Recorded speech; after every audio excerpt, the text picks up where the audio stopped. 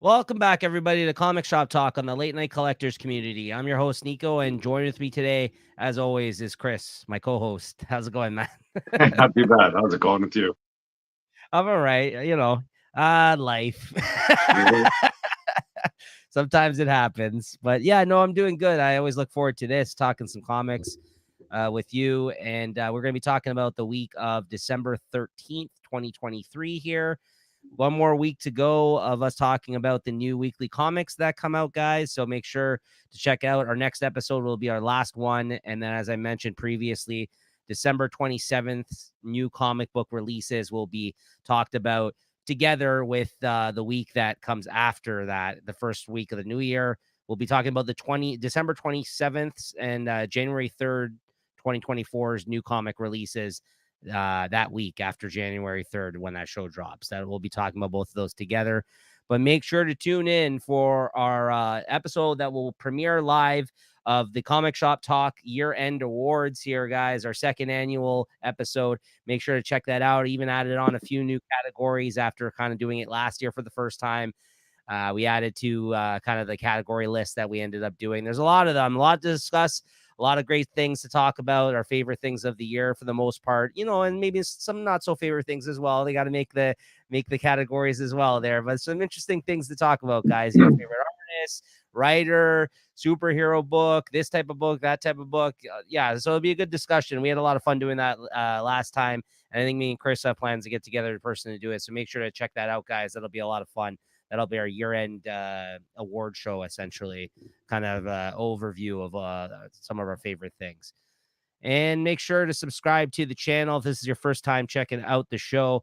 We are a weekly comic book review show. Me and Chris, we come here, we show off the art, we talk about the books, give you our thoughts, ratings, and reviews on them. We talk about, other comic news stuff sometimes.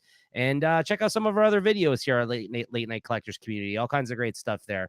And spoiler warning, because we are a review show, we are going to be talking about what happens in the books here today. And we're going to be showing off some of the art. So there may be spoilers, so just be forewarned. All right, Chris. All right. Let's talk comics. Cheers. All right. Whoa, easy there, man. Okay. I can drink a big bottle of booze. Well, as the time I've been having this I past know couple. time's going to be tough. No, I'm stepping up. Watch out, the left blanc. Oh, very nice. Yeah, the Schnabby beer. No, Christine likes these, so we ended up picking some up recently. So there's one left in the fridge. So there we go. Cheers. Cheers. All right. First up on the dock here today, guys, we got Batman Santa Claus Silent Night #2. Whoa, wrong one. Oh. That's the other Batman book. Batman Santa Claus Silent Night #2, the weekly Batman Christmas series. What'd you think of this one, Chris? That's been still keeping my interest going. It's not too bad. I think What the hell? Robin lives. He's getting in there all over the place. Spoilers, guys. All right, there you go. Yeah, but just the story there with the relationship between Batman and Santa Claus. It's the gift that keeps on giving. Everybody seems to be so upset that Batman knows Santa Claus and he didn't really tell anybody. And I guess this was more of a story about Krampus and what he's been up to and what he's doing. So I thought it was a fun read, and it's a fun series. I'm kind of regretting not that I didn't pick this up. I'll tell you the main reason I was like looking forward to this, though, outside of the fact that it was one of these gimmicky things, and like you said there, like you may have thought you dodged a bullet with that one, yet this has been pretty good, and I think that's just because based on the creative team they put together here. This Jeff Parker guy, the guy who's writing this, I haven't seen him write some Big Two comics in a while, but he was one of my favorite writers for a time there, and when I seen his name attached to this, I'm like, that guy doesn't phone it in. And honestly, it doesn't feel that way at all. It's been a great little mini series so far. Yeah, it's been, I think it's 4 issues all in, I think, for the whole series. And I loved this this story that we got in this one with Santa Claus explaining that him and Krampus actually used to work together back in the day before they were enemies, right? Like how they used to kind of trick people, essentially playing the good cop, bad cop type of scenario, right? Where he's like, "Oh, I'll eat you guys if you don't behave," and Santa Claus is like, "Hey, whoa, whoa, whoa. Like he had to come in there and he be like, you guys should be better.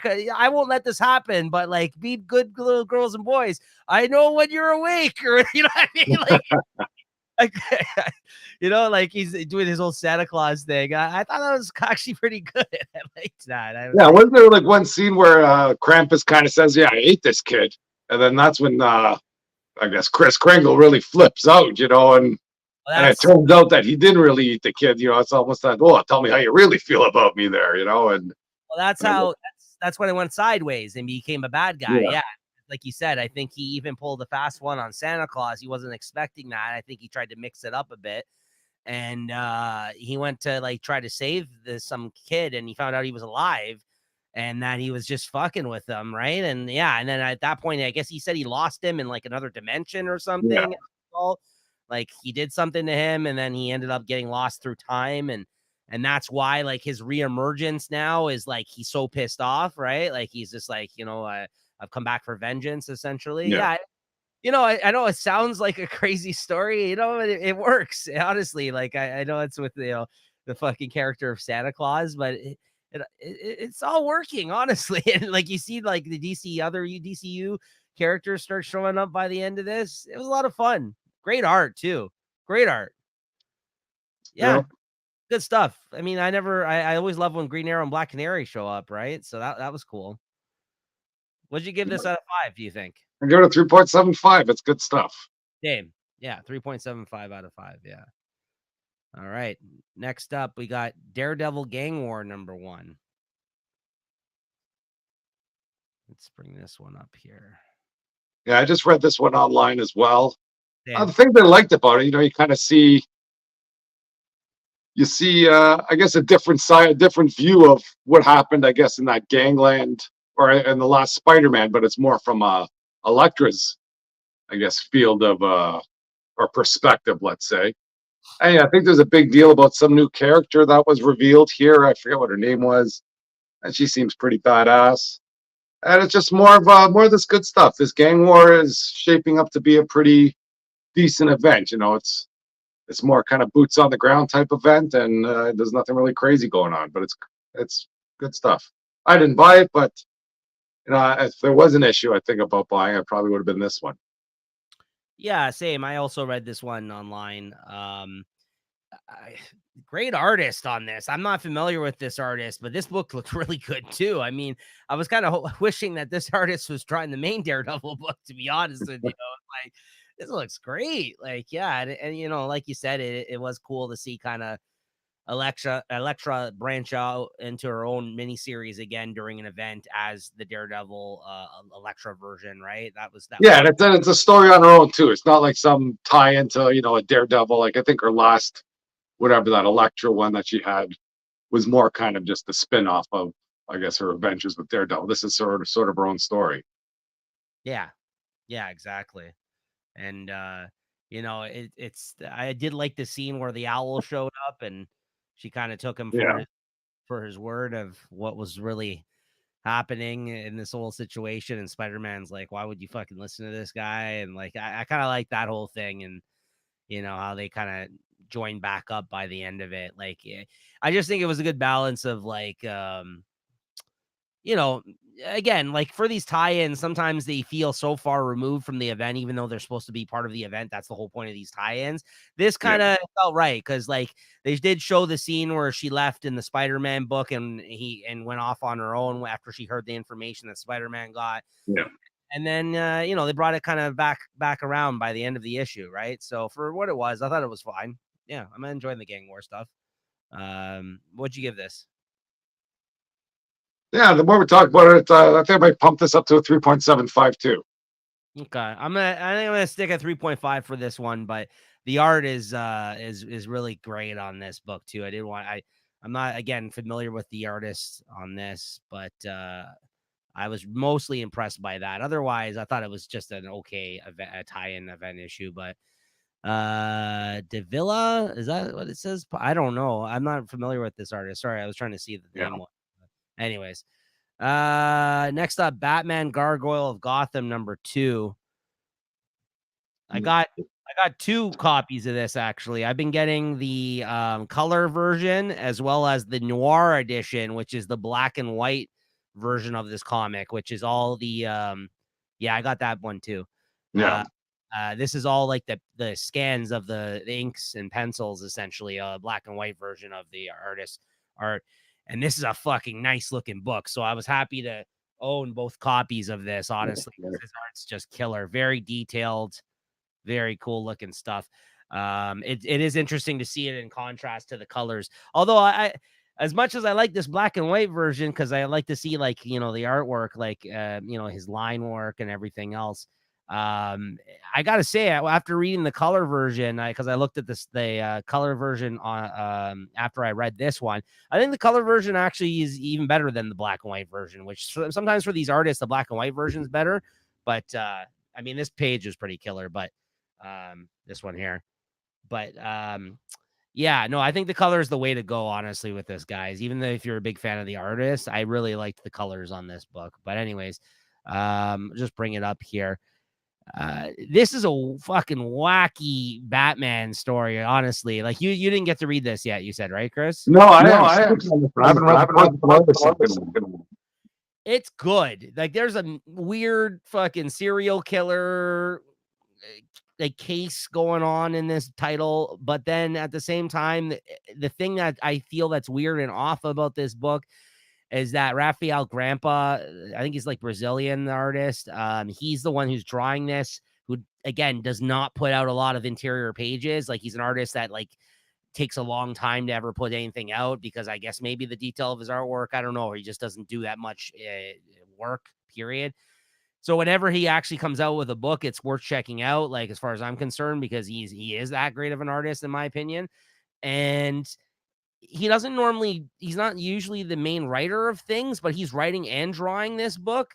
So his fucking characterizations for some of the people in this miniseries are really off from like what you would normally expect. And it's kind of a good thing at times because it's like it's like if you look at this as like again like an Elseworlds type of situation, I think you'd quite enjoy this. But if you are like, this doesn't sound like Batman at all, and you're like overthinking it like that, then you're not going to really love this as much. You might still enjoy the art, but I think you're going to have a tough time with some of the characterizations of people. Alfred's kind of weird in this. Gordon, I love fucking Gordon in this. He's always like stress smoking and fucking waving his cigarettes and fucking like criminals' faces. And there's like a whole scene here when he's like interrogating the serial killer that they caught from the first issue here. And then like he mashes the cigarette into they show like the panel there, as you can see, like one of those big ashtrays, and like he's just like I just love that, like the things that he's focusing on drawing, because again, you don't normally see Gordon smoke in the comics anymore. He's quit or whatever, right? So like, or he smokes the pipe, and so I just like some of the choices that he gets to play with in this, because it is like a Batman Black Label kind of Elseworlds type deal. And yeah, just very strange. Like, yeah, there's a whole panel of him getting out of a fucking like weird, huge ass tub that I guess he uses to kind of after battles, like heal himself.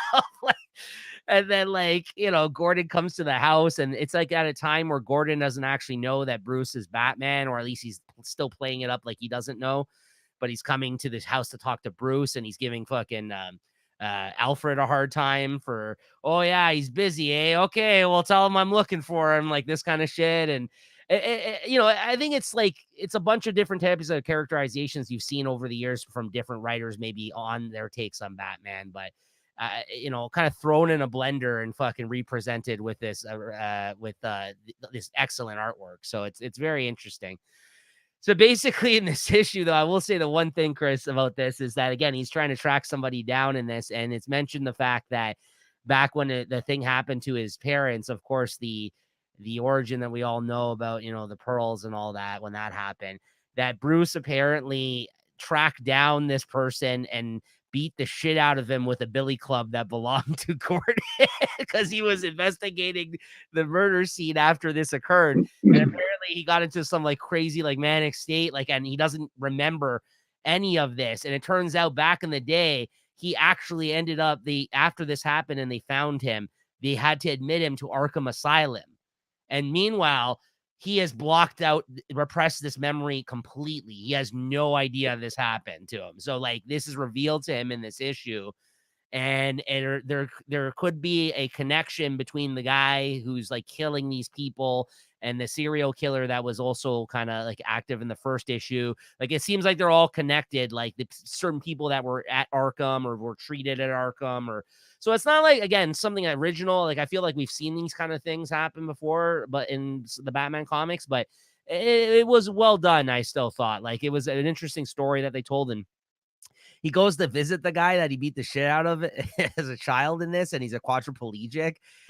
Like, yeah, and it's just brutal. Like the guy just like looks at him and he's like, "You ruined my life." Like it's just like, like, whoa, what kind of fucking Batman comic is this? Like it was, yeah, man. This is a weird Batman comic. Yeah, this whole scene here, he starts like crying, and like Batman's like, "Well, I'm sorry, man. I don't remember doing this." Like, it's fucking brutal, man. Yeah, so it's a weird fucking Batman story, but I just love it. It's quite enjoyable, and the art's, again, the art's fantastic. So I got to give this a 4.25. I actually this was my favorite page of the whole issue. I think this was better than the first issue, because the first issue there's so much going on. I thought it was a lot to take in. This is kind of like a little bit more focused than the first one. I was happy to say. So like I kind of now feel like I got a I got the thread a little bit of what's happening here in this story. So yeah, good stuff.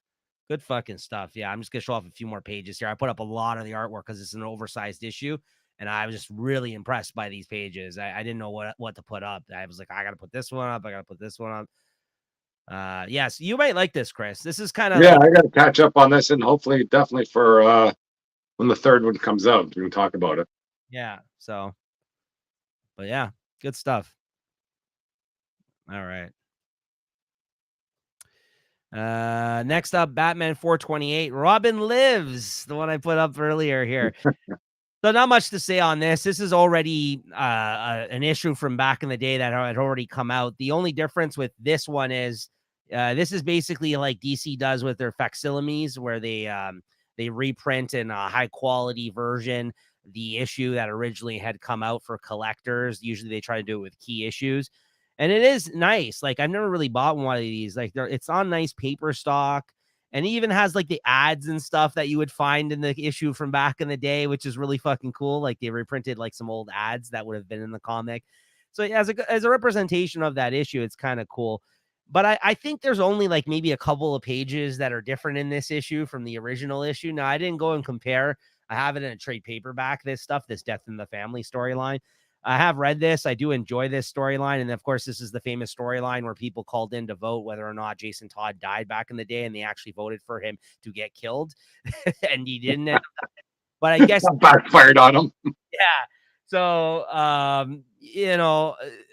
this is written by Jim Starlin and Jim Aparo on art. And I guess this was they claimed anyways that they had this like a stock file of like both scenarios. Like they drew out what would happen in each scenario if he lived or if he died. And the main kind of art here, which I'll show you here, instead of him fucking being dead and him kind of going over him and crying and finding him on the ground or, screaming out, it basically is him scooping him up, like saying, "Oh, he's alive. I think I can save him." Like rushing him off essentially. And it is basically, that is the main difference in this. I'm pretty certain, because the rest of the story in the issue, from what I remember anyways, it's fairly similar. Everything from the fucking Joker working for the Iranians as a fucking dictator at the end or something. It's great. Sorry, he's the new Iranian ambassador to the UN. Which is a storyline I don't think you'll ever fucking see again. So the fact that they reprinted it is pretty crazy in this. It's so weird and out of left field. But yeah, here, see, this is him. He looks like he's dead here, and he goes over to him, and then he this panel, like they could have even changed the word balloon. Oh no, wait, he's happy here, obviously, so no. But he's like he's alive, like, and like this is the main thing that's changed in this version essentially. And you go see him, take him to the hospital and basically save him. But yeah, but then by the end of the issue, I remember this whole part about him meeting with the Iranians and then wanting him to become their ambassador. It's just wild stuff. Just again, like just very strange. That's Superman. meets up with Batman at the end of this issue, and I guess he caught word of this already. Well, and Batman obviously had his focus on everything happening with Robin. And he's like, oh, I don't know. You're not going to be too happy about what's going on. I don't want you to freak out. He's like, what are you talking about? What are you hiding from me? And all of a sudden, like a limo pulls up and the fucking Joker steps out of the limo. And he's like, yeah, that's right. I'm now the Iranian U.S. ambassador or UN ambassador. And he's wearing that, like the headpiece. I'm like, holy crap, this is great.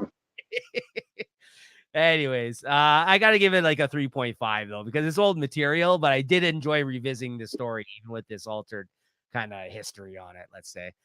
And next up, we got Beneath the Trees Where Nobody Sees, #2. This is a book that's been getting a lot of buzz. I was telling Chris about it the other day, and I didn't even check the first issue out initially. I ended up reading both issues this week. And the way this is kind of sold to me, and it essentially is I don't know if anybody out there maybe remembers like the Richard Scarry kind of books. They're all like anthropomorphic animal type children's books. And there's a bunch of animals that live in a town, but there's lots of children type of things like that, like similar like that, like talking animal type stuff. But so essentially just think of that, but the tone of the book is completely something like Dexter, like an episode of Dexter. There's a bear character in this town that's essentially going around killing people who he doesn't deem like good people. I guess maybe that come in and out of the town, or maybe, and no one's caught on to what's going on. Like, and in this first issue of this series, they show him brutally cut somebody up after he kills them and basically hide the body. And then there's like a whole like trophy aspect. Like it very much feels like Dexter. Like if you've ever seen Dexter, he's Dexter, essentially this bear in this town. Like, and he's trying to, play both sides of it. Like play an actual, like, hey, I'm a great, a member of this town and everything else. And, no one suspects me, but also, and he's moonlighting as a killer. But at the end of the first issue, they're at a float, and the float like ends up falling apart like during this city float, and there reveals that there's a dead body like strapped onto like a pole that was on the float. Like someone hid this dead body for everybody to see in the town as like some display of like, yeah, look, I killed this person, and it wasn't him. So now he's like, I got to find out who's the actual killer here in the town before they kind of bait me out as the killer. Because I think kind of now he's like, it's like one of these type of scenarios. He's like, who's killing on my territory, right? So in this issue, it's kind of more of that. But now the town, they call a town hall essentially. And you see all these different animal characters together in the town hall, and they're all starting to get nervous and freaked out after seeing what happened at the float with this dead body. And, the police commissioner guy is just like, oh, or the sheriff is like, it could be one of us in this very room for all we know. Like, one of these type of scenarios, right? Like, again, this is nothing super original. I feel like I've seen this done in other types of stuff, like comics medium also as well. Like that, it looks like one thing, but the tone's completely different. And like, it tries to make it look like a nice kid story, but it's like dark as fuck. I just think it's well done. So I think that's why it's getting some buzz. Like, so I don't, again, while it's not the most original thing, I think it's well done. It's an interesting story so far. It plays like one thing and then it reads like something else, right? So it is very good. I've enjoyed both issues so far. I got to give this a 4. And in this issue, they're trying to find out who the person is. They're trying to start doing their detective work. The Dexter type character is also trying to figure out who the killer is. And somebody, essentially this pig character who's like a Karen type character in the town, everyone fucking hates her. Like she's just like starts shit with everybody, and she's really full of herself. She ends up getting killed in this issue, but we don't see who ends up killing her. So it looks to be the killer once again is struck by the end of this issue, but I guess we'll find out more next issue. But yeah, good stuff. Interesting stuff. Chris, Action Comics 1060. There we go. Got Action Comics 1060. So still following this along here with the Blue Earth and with Ra's al Ghul's daughter, I guess from a different dimension. So in the last issue, she kidnapped one of the World twins. And basically, I think Superman here is tracking down Constantine to help him find his lost adopted daughter. And well, Constantine's always good, but of course, every time you find him, he's always freaking. They find him in a bar there, and I know he's just singing all his clues, so that gets a little bit irritating.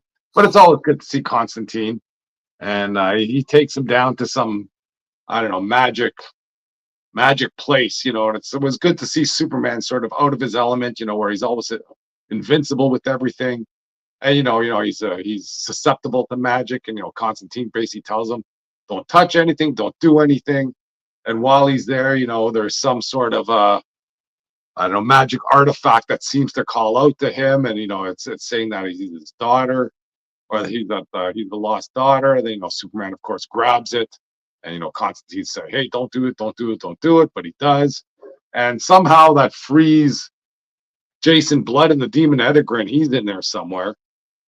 So it's always good to see that. And then the other part of the story is where the kidnapped daughter is with the Al Ghul daughter in their, I don't know, they call it, like, I forget what the world was, but basically she's trying to show the War World daughter kind of her future. If she decides to team up with Al Ghul, she becomes sort of a War World warrior, with lots of iron to her name, and then we'll see where things go from there. So, and it's not a bad issue. It kind of moves the story along, and it's fun seeing some of the characters we haven't seen in a while.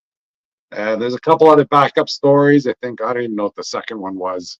I think it's another Superboy story, and those ones haven't really been clicking with me.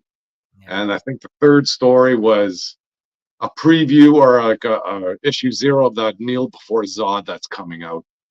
And once again, I don't have too much interest in that, and this story really didn't pique my interest to look into that one any further.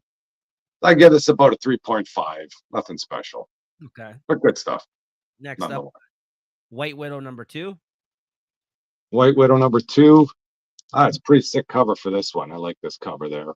That is a nice Not one. the cover, nothing special about this one, but it's always good when you got a nice cover. I'll probably end up buying this whole series because #4 has a decent cover as well. But as for the series itself, I don't know. I don't think this is written for me. They're trying to write for a new generation. Good for them. But in the beginning, there's a lot of retcon stuff there. They have Wolverines with a young White Widow there, and I don't know. She just seems too big for her britches, I guess, this whole time. And then the other part of the story is we're back in the present, where there's some big companies trying to take over her town, and she's gonna have to bust out that she's the White Widow and take care of business now, it seems. But I don't know, it seems more like a Deadpool type humor comic, but I've never known the White Widow to be that sort of funny. I don't know, they're trying to get like the fish out of water, where she's trying to talk to neighbors, pretending to be a normal person, but you kind of see the assassin inside her thinking what it is or what she's going to be doing. So it's not the greatest. Yeah. But sick covers will keep me buying it, though. What can you do? What'd you give 3.5. 3.5? Yeah. Well, at least you get something out of it then with the sick cover, right? Yeah. Next up, Scorch 24. Wow, I'm surprised this is already 24 fucking issues. When I wrote that It's down, moving along. Yeah, I thought I thought I had all of these ones. I'm kind of looking through the ones I've had. This one's moving on, or moving along here. So this is the fallout from I guess the big arc that's been going on, where I don't know, whatever demons are taking over the world. So that's all done. Scorched or whatever she spawned, she kind of got some, like, almost like Jean Grey type powers, and she got those kind of knocked out of her. And there's a new villain there, the one that you just saw there in that first panel. Supposedly that's the Violator's sister, I think. Oh, And sick. So that might be introduced there. They kind of just, kind of give a bit of history about what she's been sort of gone. She's been trapped in some other dimension, and somebody's out there to free her with the promise of being able to get revenge on the person that locked her up, which is Redeemer. And this is one of the issues where you kind of see all the spawns out of their symbiote suits. They just meet up at a bar to try and talk business, what they're going to do with this Scorch team. And there's some local yahoos that try and give them the business, and unfortunately they get the business and they just get their asses whooped, and then she spawns like, this is a team building exercise, let's try and keep the powers out. And they kind of basically explain where things are going to be going. I think it's going to be these three are basically going to be the scorched unit, and the rest of the other characters, they say, oh, we can just use them as we need them, but and they're going to kind of plan on what they're going on. And then it's the Viscerator, that's called. So she's going to be trying to track them down, and it seemed to be the Redeemer is the one that locked her away. So I imagine there's going to be some battle ensuing between them. And Al seems to be out of the picture for now as well. Al Simmons, yeah. Yeah, Yeah. I know, I gotta tell you, when I was putting the art together for this issue, I was like, this looks pretty good, actually, what's going It's on. always great art there. It was a quick read, and it goes by quick, but it's decent stuff. It feels like I said, I don't know if I mentioned this before, but it feels like those Dragon Ball episodes where not much happens, but it just moves along. Yeah. Next time on Yeah, like right when you think things about to happen, it just seems like it was only 10 pages, and it's like, oh, you're ready to see them fight. It's next issue. What? Come on. Yeah. So what would you give it? Yeah, I'll give it a 3.75. I'm enjoying this one now. Yeah, I mean, the fact that it's already gone 24 issues, it actually went longer than I thought it was going to in that sense. Like, even for like a Spawn comic, I'm like, that's pretty good that he started all these new titles a couple years back, and when they hit, Well, there's more to come next year too.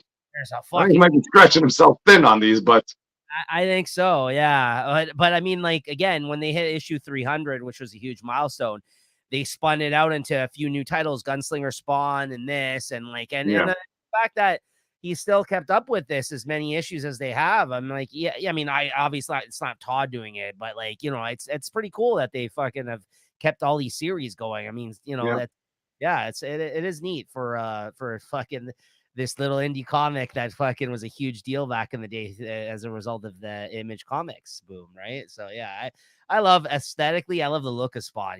He's one of my favorite characters, like just the style, like I don't read the comics so much, but every time I look at the art or you talk about it, it yeah. always They're piques my, great looking comics, but freaking the stories like freaking yeah. just out the window sometimes. But that's Yeah. good stuff. Next up, we got Dark X-Men #5, the conclusion of this mini series here. Let's see. There it is. Yep. Oh, yeah, that's it. Yeah, the art was half decent for this one, but I don't know. This artist can't draw faces for No. some reason or something. There was this one and something else. I remember there's another issue where I was looking, I don't know if it was, I don't know, but anyways, this goes on with the story of the Dark X-Men. There's some good stuff in there. Like, I don't know, they're jamming that kid. That kid becomes a freaking grenade or something, or a RPG. And I don't know. It was okay. Like, this whole storyline wasn't my favorite, but it ended up with a good a good battle royal there. And I don't know how that thing gets blasted onto that Albert or whatever he's called, the Wolverine, and now he's got 3 heads. It's a lot of characters I'm not big fans of. Like that, this Azrael guy, I thought he'd be going. I thought he's some like superpower, but he does what he does in here, and yeah, it's I guess you get what you pay for in this one, and it was okay. But as for what has to do with like this Orcus stuff, I hope it ties in somehow near the end. But they just seem to be kind of living their own life in the embassy. You figure Orcus would just be coming down and blowing it up, blowing them right out of the booth there, or out of the treehouse, or wherever they are. Yeah, I agree with you. I know we haven't loved this mini series, but I've continued to read this one online. Um, good artist for drawing like weird looking shit. Not a great artist for trying to capture some of the cheesecake aspects of Madeline Pryor, as well as just like you said, faces in general. But I think out of honestly, like as much as I haven't loved this series, I thought as a last issue for the mini series, this was probably my favorite issue. I Yeah, thought it was a good wrap up. I do. I think it was a decent wrap up. I like you said, I like it. By the end of this, they established that they're not going anywhere. Maybe in terms of the status quo, at least like how they kind of govern things there, it might have changed up a bit now, and they don't really have a team per se, but they're still there. They're still around, and you still have like a place that anybody, I guess, who feels like they are not welcome at other parts of the Krakoa kind of, where the X-Men are, can go there. I guess these outcast type characters, right? Yeah. So that's kind of like where it seems like they were at the end there, as she's talking to what's his name, Havoc. There is just basically like, yeah, I still want to keep this as a safe haven for folks if they wish to come here, right? So I mean, that's it's interesting. I don't know if they necessarily need to resurrect it out of New York. Like they could they do away with that and put it off in it's somewhere else. I wouldn't care if they were to do that. Yeah. I mean, it is kind of interesting though that it is in New York. I just don't know. Like we've seen some writers touch on it. Obviously, Zeb Wells, who established it, has talked about it in Spider-Man, but I don't know if there's been many. Actually, no. Did they just do it in Fantastic Four? There was another book where they mentioned it too. Actually, there was something else. But I feel like it's an interesting thing to kind of tap into that I don't think everybody's taking advantage of, right? So I mean, maybe that's for the best though. We don't need to see every fucking series. Oh, Yeah. look, Yeah. No, I just have to be walking by the Limbo Embassy. Right. Yeah, exactly. Oh, look, there's Madeline Pryor just chilling out on the porch. Yeah, in her lingerie, of course. Oh, New York. I never heard a moment. Yeah. Yeah. Anyways, what'd you give this? Yeah, 3.5. Yeah, same. Immortal Thor number 5. Ooh. I may issue here.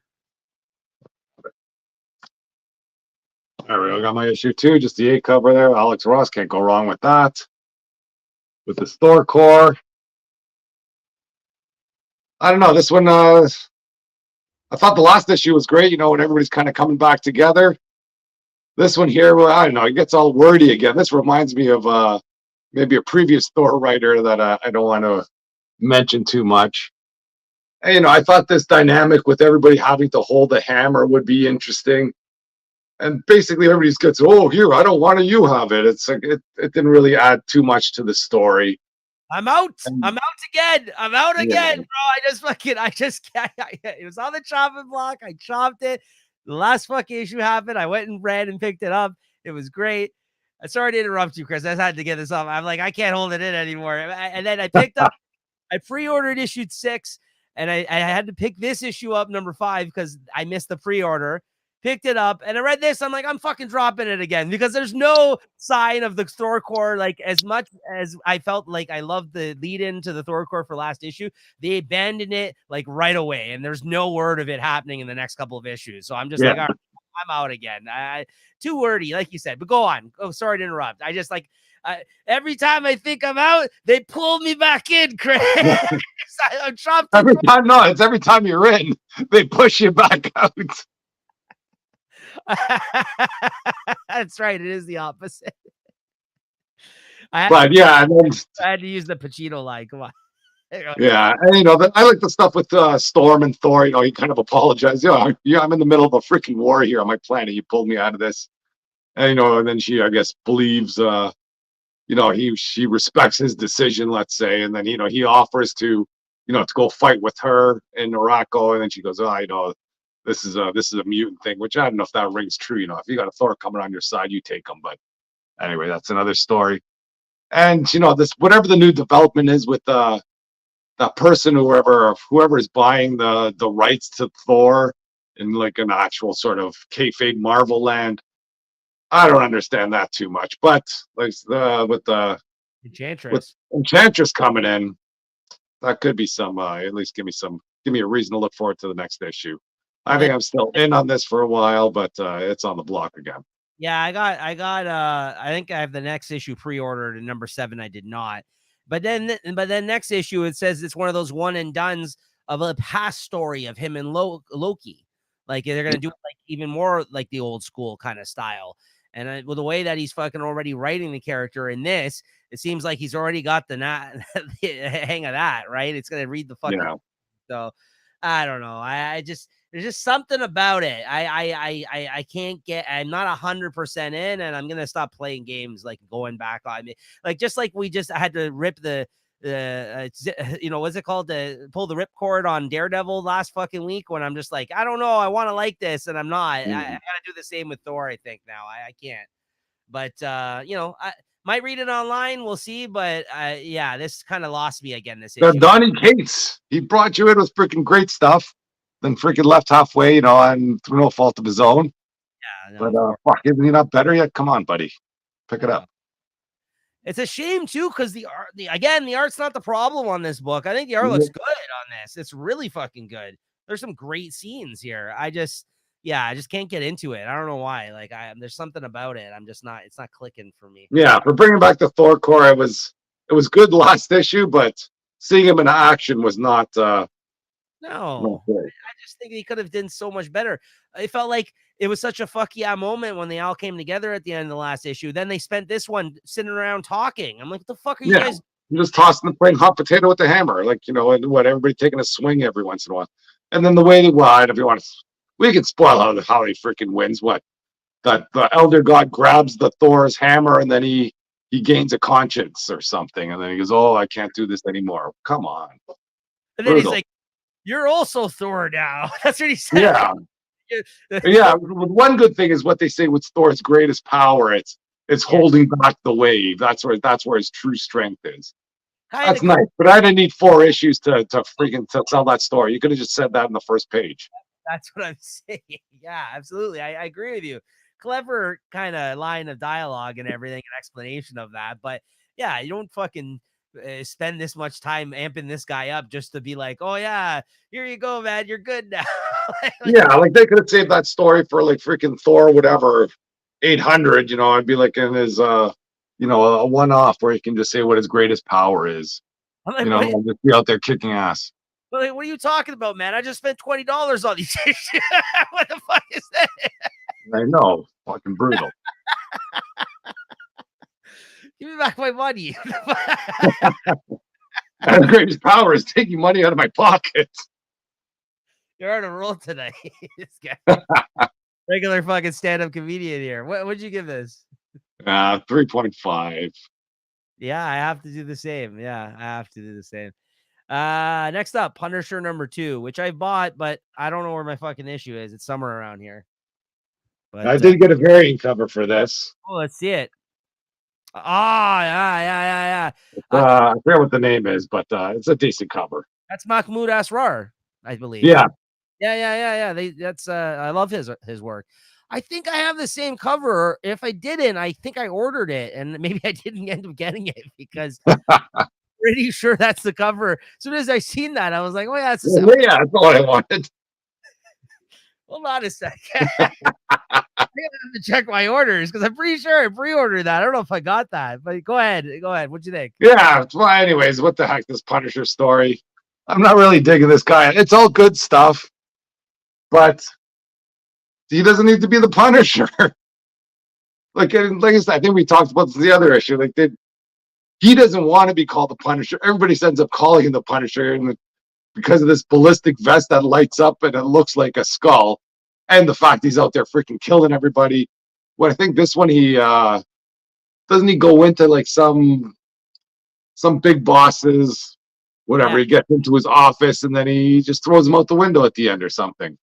So I liked all that. That was fine. There's nothing. Listen, there's nothing wrong with this comic, but like, there's no reason for it to exist. Honestly. Yeah, exactly. It should just be fucking the Frank Castle in this storyline. And this whole thing was interesting where he basically has to beat a bunch of fucking like D-list villain guys to like way up to this one dude that he thinks is responsible or has information on who killed his family, essentially some other kind of guy that's in the game that's hard to get a hold of. And he kind of systematically takes all these guys out and, in clever ways. And, there was one hokey moment where the dialogue was like the Clayface type dude who's basically Clayface. Like, let's call it how it is. I've never heard of the fucking guy. The only guy I've ever heard of out of these people is Bushwhacker. And the rest of them I've never fucking. And he should have been a lot better. Like, I thought Bushwhacker's like, he was an A-level freaking villain in when he was fighting the Punisher. Yeah. anyways. Yeah, so like he kind of takes them all out. These could be other characters, pre-established characters, but I'm not familiar with them. The only one, like I said, was Bushwhacker I was familiar with.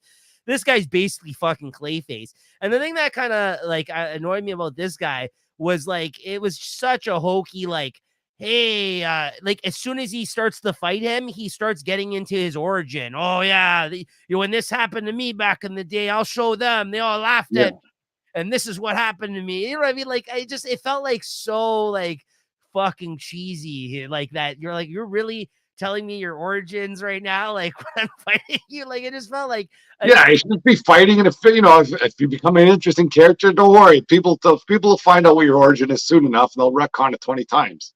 But yeah. I just like I know that was the writer's way of being like, hey guys, like it's this guy, this character, or maybe yeah, character, and he wanted to give you like his rundown, like one page that he gets killed on. I don't know, but it was just like, it was just like really like I don't even think this is necessary. Just make him look like give me a cool ass fight moment with him getting taken out or whatever, right? Like I don't think you need to get into his old. I'm like, this guy, we're never gonna see this fucking guy again. You're telling me his origin? It's like I don't know. yeah, It's even weird. Like I know this is Bushwhacker. I don't fucking need to know like where he came from previous to this, right? Like, you know. So I just thought it was kind of lazy writing in that sense. Yeah, and then like you said, at the end, he found that shit out about his wife, and he's like, he's like nothing's changed, like nothing has yeah. gone. It sounds like that he's not responsible for his wife's death. She found something else out that got her killed. So he's been like freaking brooding for, well, I guess he's sad that his wife has died, Yeah, of but course. he blamed himself this whole time, and it's really not his fault. But he goes, well, I'll carry on. Yeah, he's off the deep end now. I mean, that's kind of essentially where it's led him. But it's one of those things where, like, the Punisher, at least for a second before he went on his mindless killing spree, you know, he felt something after he caught the killers of that killed his family. This was kind of like, oh, so my wife actually was involved in like some like wet work type shit, like behind the scene. Oh, okay, never mind. Like he Yeah, just, oh, so she was involved in some fucking dirty business. He's like, yeah, you were just like collateral damage. The guy was like, you know that your wife was involved in some shady shit, no? And yeah. he's This isn't about you. It's like, you were the one that. So that kind of was interesting. I do kind of like the hook, but like you said, ultimately at the end, he's just like he kills the guy, and he's just like, oh well, I guess I'm just gonna continue acting like the Punisher. yeah. I feel like he's gonna pull a line. You want the Punisher? Then I am the Punisher. Like it was like that freaking John Wick, whatever. Yeah, People, if I'm retired and I'm back or whatever. Yeah. yeah. What'd you give this out of 5? I'll give it. I want to give it a 3.25, but I'll give it a 3.5. Listen, as much as I know we just had a laugh about it, again, the art's good. I don't think it's bad. I don't think it's a bad story. I'll give it a 3.75 still. I just don't, again, think it's necessary. Like I think it's one of those things where it's gonna come and go. And I don't think anyone's ever gonna fucking talk about this. This was their attempt to keep some sort of a Punisher book on the stands at a time. Yeah, like if this was called Former Shield Agent Goes Awry, then I don't think I'd be buying it. I'm only buying this because it was called The Punisher. Right. But I mean, for what it is, it's not bad. It's just not necessary. And you know, I wish they kind of went somewhere else with this. Like I was kind of expecting them to. I don't believe I'm saying this. I would have rather them do something different with this and call it the Punisher than them basically doing the Punisher, but with just somebody else. Because then Yeah, it's even more insulting to me. It's just like, really? Like, yeah, why? the blonde Punisher. That's it.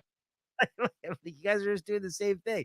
So like I think I'm over this whole idea that people think that there's some concern of theirs that they don't want to print a Punisher because of the fucking woke people these days. I don't think Yeah, that's the case at all. they Because should have they're made this a gender swap. It should have been his wife that's out there killing everybody, and he died. no, but they've done a female Punisher before. There actually has been a female Yeah, Punisher that he trains in the comics in 2 fucking yeah. This different. could be just a separate one. What the hell you want to? You want to And do whatever you want to go. What you want to Disneyfy these or whatever they want to do. right, gender swap. Yeah, like you said, or the South Park episode they called the Panderverse, where they fucking just gender Yeah, swap characters. Listen, I would have been even more down with that if they wanted to do something like that. But this is just like random Shield guy. Yeah, you know what? Very strange. But yeah, yeah. I'll still give it a 3.75. It's not bad. I just don't think it's necessary. Phantom Road #7. I'm trying to be objective here, Chris. Phantom Road #7. Another solid issue in this series that left me with even more fucking questions as always, leaving the book than I did coming into it. And that's the only thing I will say about this series is that Jeff Lemire has been doing a great job of stringing us along this whole time. Although there's some big things that happen in this issue. We're just not, again, totally clear as to what's all happening. The full picture, you haven't gotten the full picture as of yet. But if I had to guess, I think I'm right, Chris, by saying, and I know you read a couple issues as well, like this is basically like a limbo in between, like a heaven and hell type fucking situation. Because in this, there's that Buddy Bear character that's been depicted on all these like gas stations and stuff that they've been visiting in the real world side of this book. And, you know, we see our two characters that were basically transporting some sort of alien egg in the back of a truck get attacked by all these zombie-like undead creatures again, and they get swarmed as they've done before to them in the truck, and it looks like they're really in for it. And then this actual character shows up who is like in the real world, like the character that was on the gas stations as like the the mascot. But he's walking around out here in the wastelands here of this wherever they are, Limbo or wherever the fuck this is, with a hammer killing these things. And they're like, what the hell? What's going on here? And then by the end of it, and then you find out some more stuff about this cop's past and her connection to her father and how they were all supposedly possibly involved in what's happening here behind the scenes, as well as that creepy dude that's been feeding people information. She gets some flashbacks of like her father may have known that guy from back in the day. So something's weird going on here. Anyways, yeah, you see that she may have been abducted as a child. A lot of repressed memory type shit going on. Anyways, that bear then person comes to this woman and appears to be an angel character all of a sudden. Like I don't know if he just makes himself look like this to her, like he chooses another form, but he picks up that alien egg thing that they were trying to protect. And it looks like he's about to run off with it. And she's like awestruck because she thinks she's seeing an angel. And then Buddy comes up behind and smacks this guy in the back of the head. And it turns out he still looks like the bear. So I don't know if he was just fucking with her mind to like take advantage and run off with that egg. But the guy's like, yeah, you're not going nowhere with that. And they knock him down, jump back in the truck, drive off. And this guy is just like, he's like pissed off at the end that they got away. He's just like, yeah, one of those. So it looks like he is apparently a bad guy too, whoever this guy is. So that's the plot thickens, Chris. But yeah, another interesting chapter. I'm still enjoying it. I'll give it a 3.75. It's never bad. It's one of those things where like I think it would be a more satisfying read and trade probably, but I'm several issues in now, so I'm like I'm in. Like I can't turn back now, but I need to know what the fuck is going on in this story. It may turn out to be shit when they reveal what's happening, and I'll be disappointed. But I like Jeff Lemire stuff, so I'm fairly confident I'll enjoy it. And then Under Heist #1, very quickly wanted to talk about this. This was not good. This is by David Lapham, who I'm a huge fan of. He did Stray Bullets from back in the day. I really like his comics for the most part. And this is by his wife, too, that worked on this with him. I think it's Maria Lapham, I think is her name. Anyways, this is like, I think, a 4-issue miniseries of a heist gone wrong type deal. And I think it's called Under Heist because it's a heist that goes happens underground. Like it's like they're guys that know the like the sewer tunnels, I think of New York or something like that, or one of these cities, and they come up with some sort of heist plan, this guy and some of his worker friends and I guess associates, to steal something in this. And it kind of just goes off the rails, classic heist gone off the rails type of situation. But then there's like a subplot that there's something in this guy's past that he may have been involved in some cult or something. And the woman that he's currently with may have been in a bad situation with him in this cult. And he may owe people money. And that's why he's going out and risking his life for this heist situation. Like they kind of do like this weird flashback where they show like his wife crying, him being tortured. There's like a dead body on the floor. And they don't really get into what the fuck's going on. It's just like a quick, like 1-pager. And you're like, what the hell was that all about? And then they kind of get back into the story. But then there's like certain parts of the story where like he's got a scar on the back of his neck and he starts scratching it. And the scar is like some symbol, it looks like, of maybe a gang or a cult or something. And then it starts bleeding and he's got like blood all over him. Like it's just weird things happening. And I feel like it will lead to something interesting, but like to get into a first issue and drop so many kind of things that go nowhere like that, while also trying to establish new characters and an ongoing plot for a miniseries, is not easy to do. And I just think they fucking fumbled the ball here. I don't think he juggled all those things very well in this. I thought his artwork, while usually good, looked a little bit more rushed than usual in this. This was not his best hour. I'm a big fan of David Lapham's art and writing, and usually his things that he chooses to write about, a lot of underworld type stuff, but not this. This was not a good debut issue. I hope he writes the ship with the next one. I might check it out, but we'll see what happens. But this one, as it stands, 2.5. Oof. Yeah, bad first issue. I remember reading it. I was like, what the fuck is going on in this book? Dark Spaces Dungeon number 2. I also read this week. This is the second issue. Really enjoyed the first one. I talked about it here. This is Scott Snyder's new mini series through IDW, where it's focused on a guy who's basically abducts people and tortures them in different dungeons all around the world. And this is a detective that was actually the only person to ever escape one of his dungeons as a child, who's now grown up. It's kind of reminds me of Where Monsters Lie that we read earlier this year, Chris, too, in that respect. Remember the detective was the guy that survived Michael Myers' attack or something like that when he was a child. So this is kind of like the same deal.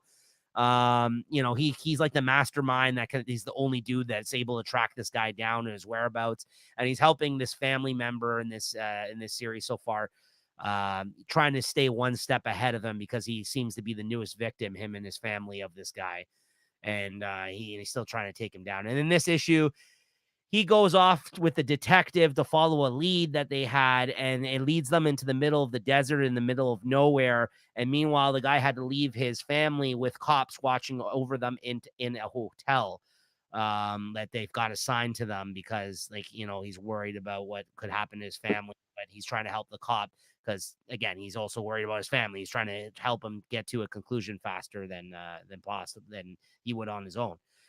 So they go to this place in the desert. They think they found another one of this guy's dungeons. They find it in the middle of nowhere.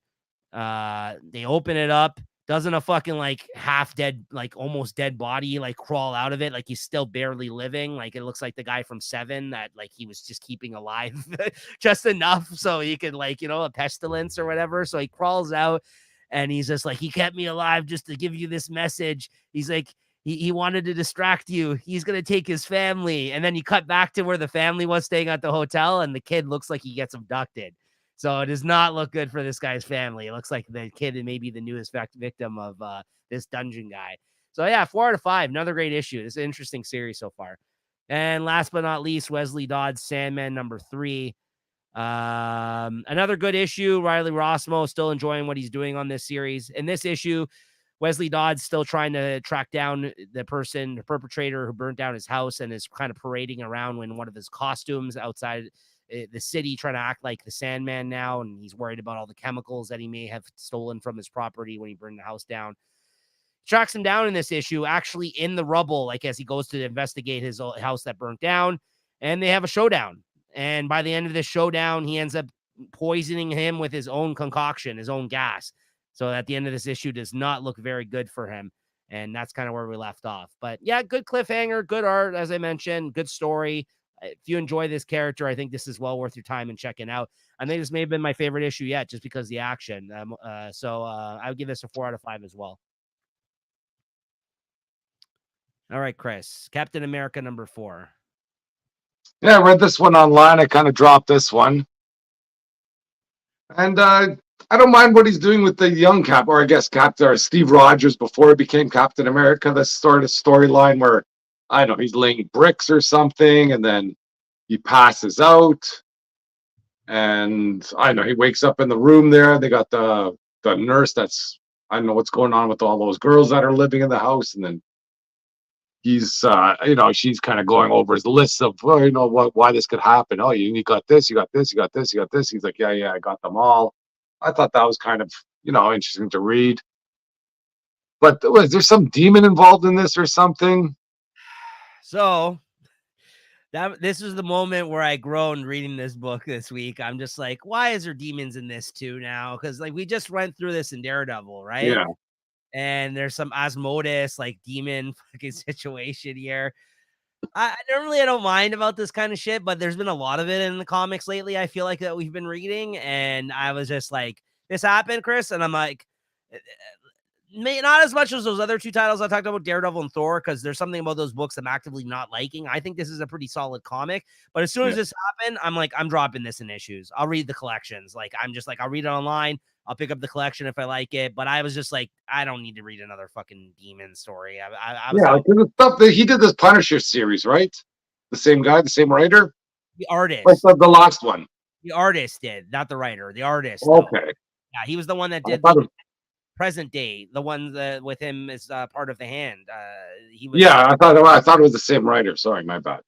no same artist though. You're right on the artist. Yeah. Well, the artist doesn't control the story. It's not like, oh, this artist does good demons. I got to put a demon in the story. Yeah, but that's But my like I say, with the last Punisher, I hated all that kid stuff. Here, I'm enjoying the kid stuff, but I'm not liking the present day stuff. yeah. No, it's true. It's hard to be successful in both the past and present storyline within the same story, right? Like Yeah, and yeah, to your point, I think I think I agree with you. I think I'm in the same. I think the present day stuff isn't as interesting as the past stuff. And so while there is some good stuff there, yeah, I don't think I need to continue picking up an issue. I think I have the next two still pre-ordered, so we'll see. This is a solid book still. I do like it. I just want to make that clear. I'm trying to make cuts, and when that happened today, when I read it the other day, I'm just like, I can just pick up the trades of Captain America because Captain America is not something I normally read in singles. But I was like, yeah, I'll give this one a shot. And I've been liking it. But I just think now with this fucking demon and, I like Doctor Strange, but again, it looks like he's going to be in the next couple of issues. So I'm just like, I read Doctor Strange. I don't need him in fucking Captain America. Right. yeah. So, what'd you give this? That's 3.5. Same. Marvel Zombies, Black, White, and Blood #3, Chris. Well, I saw the solicits for this or what was going on. I thought there's some interesting stuff there. I remember there was some talk about the Luke Cage there. He has that unbreakable skin. So I thought they'd be able to kind of play along on and play that story out in a different way. But just all this other stuff, I thought this was all garbage. I didn't like this either. No. And then the stuff with Luke Cage, with his unbreakable skin I think he was like what? He was like a bodyguarding I guess the person that had the plague or that was spreading the zombie virus. This was all baloney. And this Pete Momoko, I understand she's a great artist, a lot of success on the covers, but that stuff that she did like this here, whatever this story was here, I didn't think it was worth anything. It's a nice story with the tree, but if she's doing this Marvel Ultimates, the X-Men, I don't know what that's going to be about or how that's going to work. I agree with you. I agree with everything you're saying. I do like her art. I just don't like the stories that she normally tells. Now, I haven't seen her do really anything, I feel like, outside of because even though it's a Marvel zombie story, they said it's a Demon Days Marvel Days story. Yeah, like So that's it. Like this Demon Days stuff. If that's what she's good at, but that's all I've seen from her as well. So maybe I'm too quick to judge.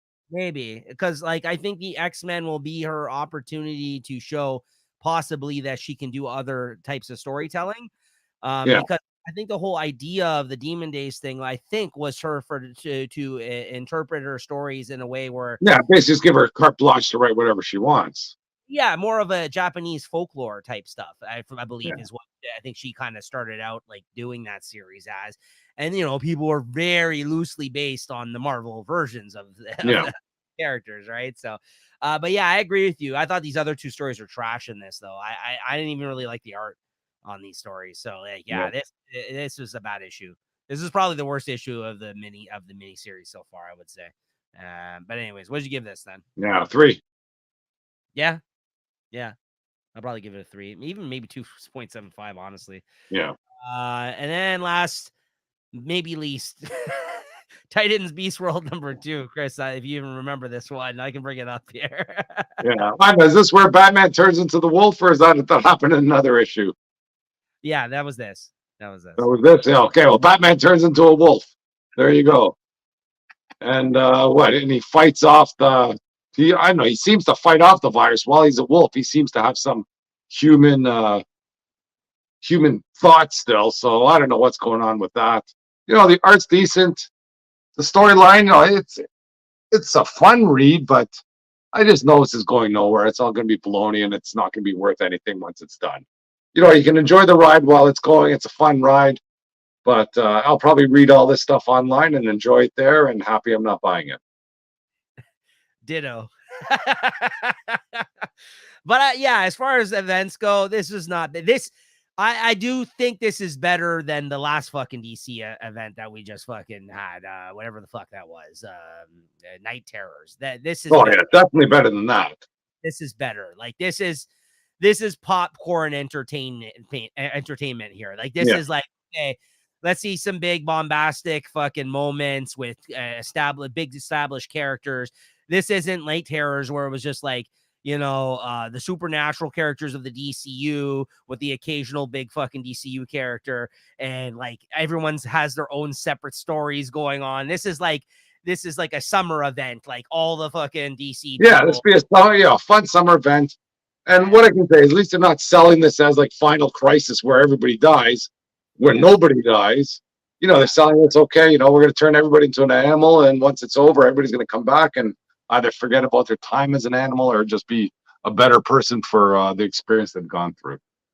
Yeah, exactly. Yeah, that's what I mean. This could be a lot worse. I'll give it that, because I think we've read some terrible event books on this show that we didn't quite care for. This is just, doing what events do, where it's nothing over the top or unique about it, but it's also not inherently like terrible, I feel like, either. Like it's fine. So like if this was just a 6-issue series running through Titans, maybe I would have bought it. But once I saw like how many, go through the solicitations. I remember the first time they're coming out, there's like 20 issues of this stuff. And it's like, whoa, that's way too much. I can't even get involved in this. Yeah. What'd you give this? I'll give it a 3.5. It is a fun read. Same. Yeah, 3.5. All right. Well, that's going to do it for the books that we read and we want to talk about this week, guys. But let's look at the new solicitations for DC Comics for, I think it's April 2023, if I'm not mistaken. Then we're going to March. Is it March or April? March. Right. My bad. Yeah, it is March. Yeah, getting a little ahead of myself. It's 3 months, not 4. Yeah. That's why I got you as my co-host, Chris. You got to rein me in sometime. Get that solicitation smoke going. Yeah, that's right. All right. So let me just share the screen here, guys, for you. These just came out hot off the presses. And then hopefully by next episode, we'll be able to look at the Marvel ones. Those are not out as of yet. Big stuff in Marvel. Yeah. So yeah, books are starting to leak. I did send you one the other day, which I kind of want to check out. And it's a book with all our alternate version Wolverine. So I'm in. I think I'm in. So we'll see what ends up happening with that. But okay, here we go. So this is shout out to comicreleases.com. This is normally where we use the solicitations from. We have no affiliation with them, but I just think it's a good site, and it doesn't do all the bullshit loading like that some of the other sites do with all the ads and everything else that you usually okay, so here we go. Batman 145. Yes. Yeah, it's good stuff. Looks like Hush is on that cover. Yeah. Oh man, those James Stokoe covers, fucking 1 in 50. Fuck you. I wish. Why do they do that? Come on. I know. Suicide Squad Dream Team number 1. No. I may have been interested in this until I found it was a lead-in for a video game. So there was some story about Dreamer that was it this week? I think, I don't know. I read, maybe it was one of the Beast War tie-ins. I don't know, but anyways. Batman Dylan Dog number 1. Yeah, no idea. Batman Dark Age number 1. Yes, I'm in on that. No.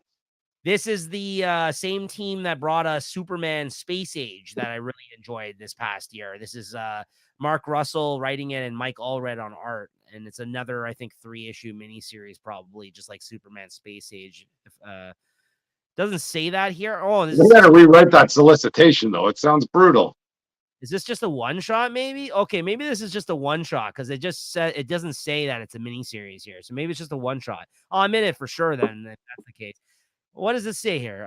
Meet Bruce Wayne, Gotham's favorite delinquent son, in an origin story like no other. Witness the boy become a dark knight shaped by a city in turmoil as it marches towards his prophesized doom. Yeah, that's not really. Yeah, it sounds like every other freaking Batman story.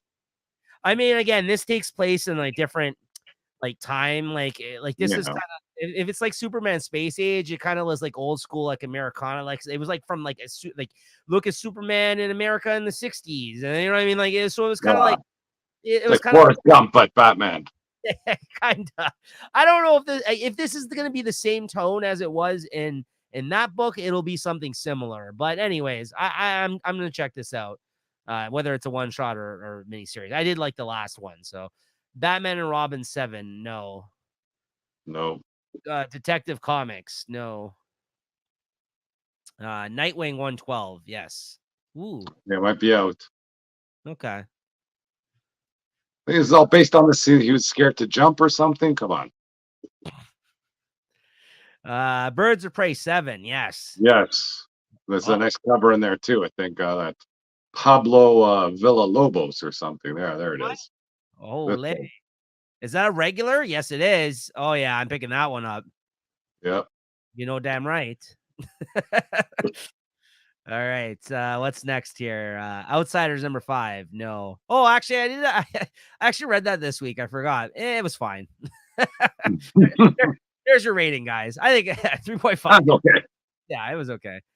I don't know. I'm not gonna be picking this up. Maybe I'll continue reading it. I'll see. This actually looks pretty fucking cool. Whatever's happening in this issue, though, I will say that. If that's like a nice cover for this one. The thing that's nice about this series is what I'll say, and because they're essentially ripping off Planetary, it's all one and done weird mystery type stories. So if you don't like one issue, you might like the next one. So I will say that's a plus. I like series where they do stuff like that, where you can check in every now and then and hope, you know what I mean? Like you don't need to be reading it every time it comes out, but sometimes you'll get some good stuff. And if there's a couple issues that catch your attention, you may go back and check it out, the rest of them, right? So I do like series that do that kind of approach. I just over the whole fucking every arc has to be like a 4 or 5. Yeah, for sure. Definitely agree with that. Yeah. Catwoman 63. You picking this up, Chris? Nice. Yeah, I'll probably get it. There's some nice covers. Olay, is there ever? What? What's going on here? I might get that one. Which one then? Nakayama? No, which one there? This one here. Okay, nice. Thought you're going for this one. Or maybe that one's a little too much cheesecake there. We get a cavity. The Penguin number 8. Yes. Still picking this up, even though they fucking said it was gonna be 6 issues. But okay, here we are, number 8. Harley Quinn 38. Yes. I might be back. Sweeney Boo's out. Oh, Natasha. A new story going on, so maybe. Yeah, on art.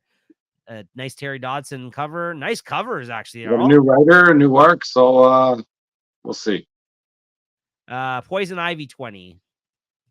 I might just read this one. None of those covers catch my attention. Red Hood the Hill number 2. No. Batman the Brave and the Bold 11. I'm not reading this, but I'm gonna be picking up the trades because there's some really good fucking stories happening in this anthology right now, from what I've been hearing. So I'm gonna probably pick up the trade, but I haven't been reading this. So, but I've been hearing good things. Batman Superman World's Finest 25. Yes. Yeah. What's going on here? Is that Captain Kirk? What the fuck is going on there?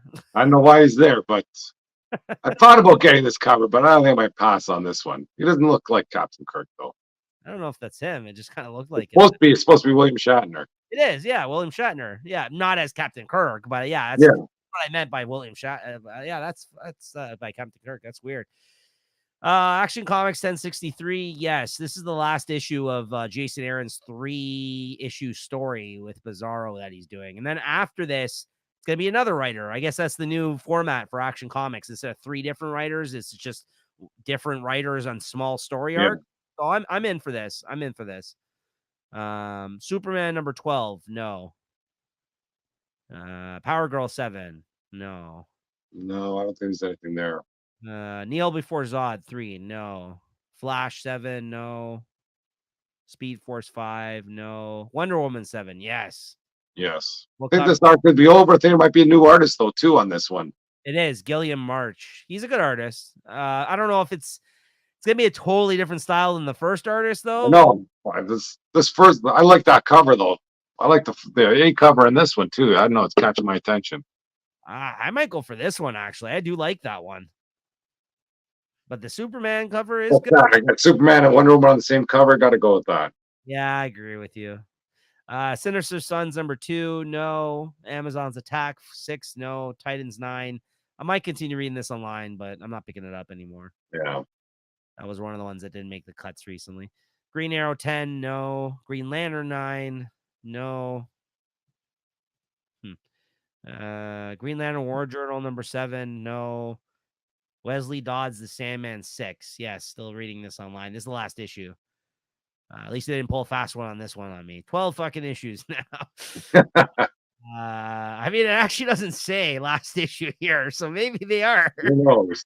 Yeah, who knows? Yeah, I know it actually does not say 6 of 6, but they're doing all kinds of weird shit like that these days. But I'm picking that up in trade, I think, when it comes out. Jay Garrick, The Flash 6, no. Alan Scott, Green Lantern, no. Justice Society of America 10. Yeah, I'm still reading this in issues. I'll go through that. Yeah, this hasn't been bad. Shazam 9. May still be reading. Yeah, I'm probably reading this online. Yeah, nice covers though. Next one. Blue Beetle 7, no. Ape Rill special, no. All the ape stories, the DC apes. Yeah. Justice League versus Godzilla versus Kong, no. Superman 78, Mel Curtin, no. Suicide Squad Kill Arkham Asylum 2, no. I might be getting this. You getting this? Yeah. I don't know why. I think the first one had a decent cover. I don't know. There's nothing going on here. Well, that's the thing. That's why I kind of wanted to check out almost like that other Suicides. I want to read a Suicide Squad comic. You know what I mean? Like, so maybe I might be getting this if it's only 3 issues or whatever. I might join you then online at least. It's 5. It looks like it says 5. Oh, 5. But you know, good covers at least, like you said. John Constantine, Hellblazer, Dead in America 3. I'll be reading this. I mean, I'm probably gonna pick up the trade of this because I have the first collection of these guys doing this, like another story like a couple years ago. So I'll probably just trade weight it, but I'll probably read it online for the show because that I did like the first one they did.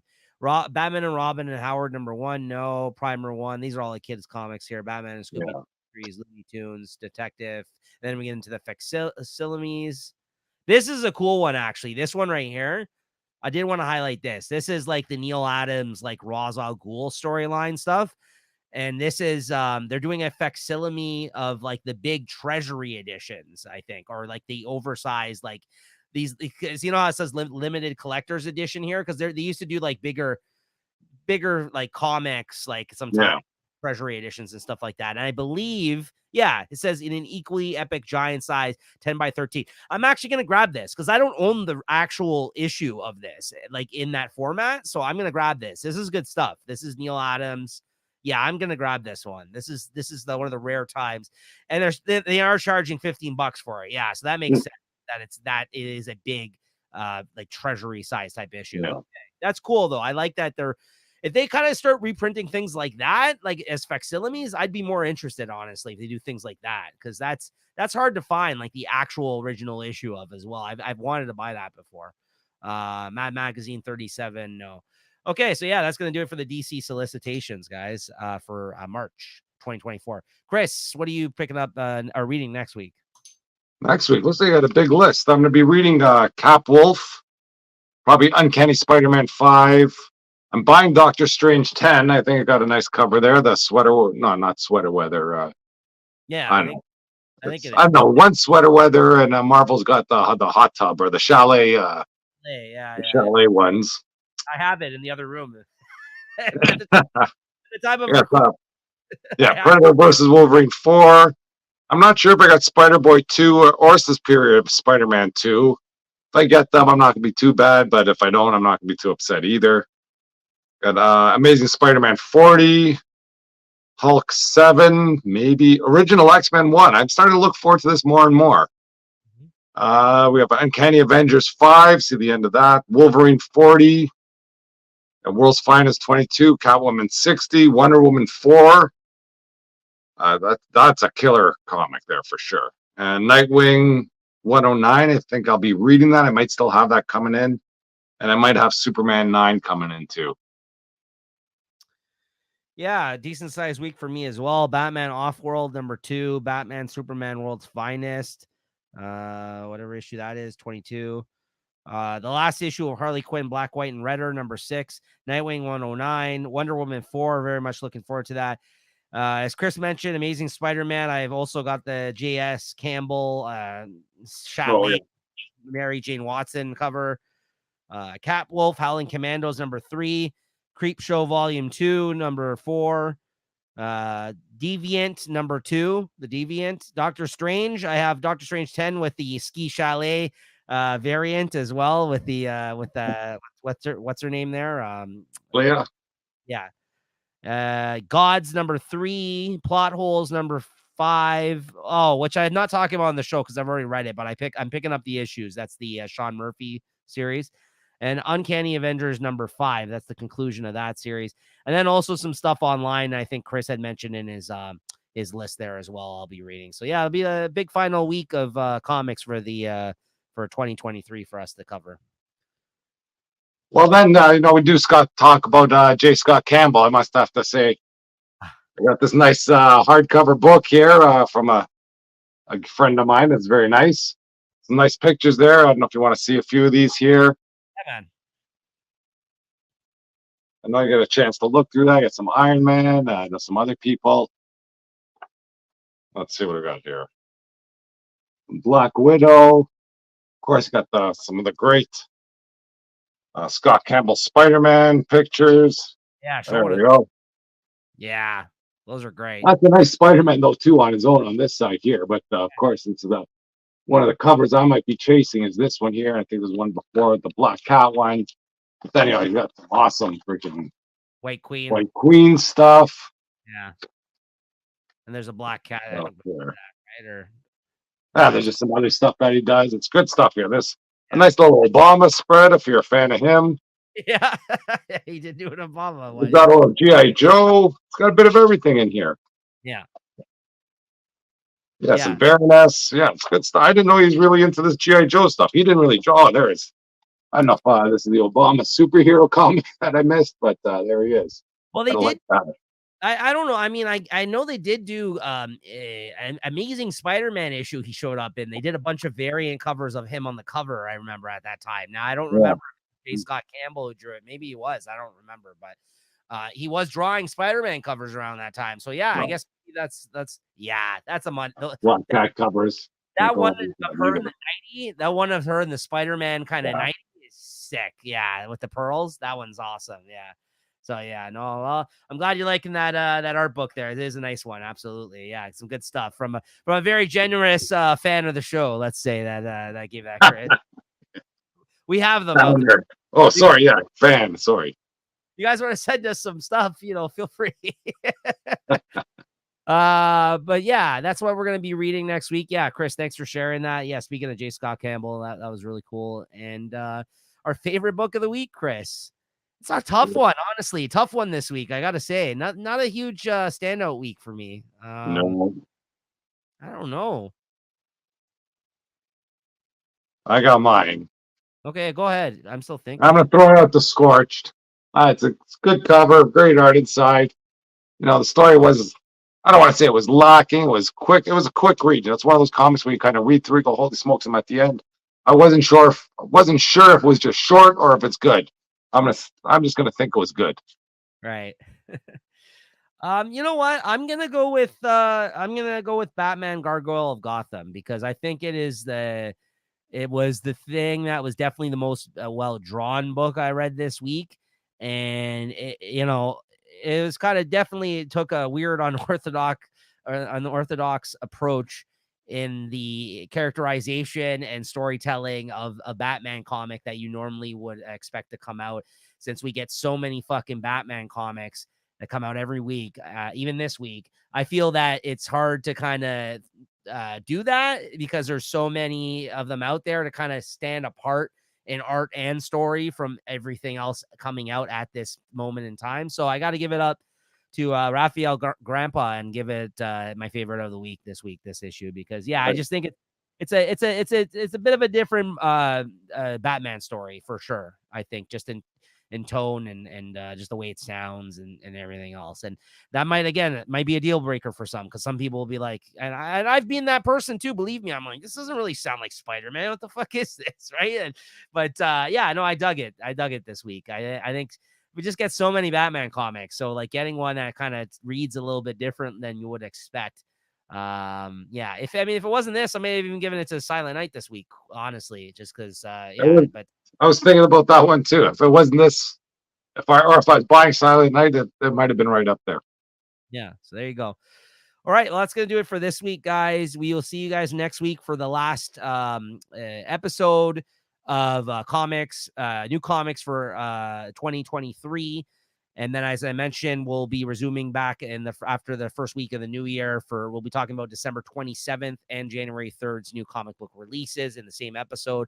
But make sure to tune in between Christmas and New Year's. We should be dropping an episode where me and Chris are going to be getting together and doing our now annual Comic Shop Talk Awards, with their second time ever doing it. I think there's about 20 great categories that we'll be discussing in terms of our favorite and not so favorite things that we read this year. So definitely, check that video out when it does drop. Thanks, everyone. Thanks, Chris. All right. Cheers.